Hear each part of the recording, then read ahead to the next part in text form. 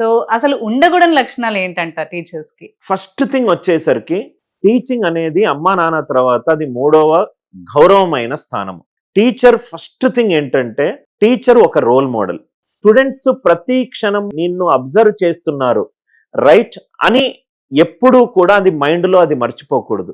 ఎందుకనంటే టీచర్ చెప్పే ప్రతి మాట almost Quran, Bhagavad Gita and Bible లాంటిది చిన్న వయసులో ఉన్న పిల్లలకు. సో టీచర్ తన వృత్తిలో ఉన్న ఒక బేసిక్ ఎసెన్షియల్స్ ని మాత్రం మర్చిపోకూడదు. Right, point number 1. Point number 2 ఏంటంటే నేను ఇప్పటికీ నా తోటి టీచర్లకు చెప్తాను, వితౌట్ ప్రిపరేషన్ గనక క్లాస్లో మీరు ఎంటర్ అవుతే you are actually creating a bigger sin by teaching something. అంటే ఆ క్లాస్ మీరు ప్రిపేర్ కాకుండా వెళ్ళి చెప్తే అన్ఇంట్రెస్టింగ్ గా తన ఒక కెరీర్ ఆప్షన్ ని కూడా డ్రాప్ చేసే ఒక బిగ్గెస్ట్ డ్రాబ్యాక్ ఉంది. అది పాయింట్ నెంబర్ 2.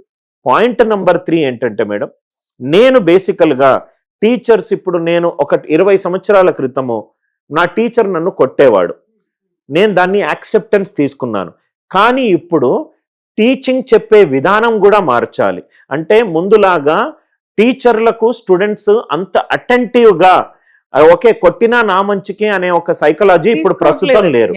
సో ప్రస్తుతం ఉన్న జనరేషన్ కి ఎలా మాట్లాడాలి, ఎప్పుడు మాట్లాడకూడదు, ఎందుకు మాట్లాడాలి అనే ఒక సైన్స్ టీచర్లు తెలుసుకోగలగాలి.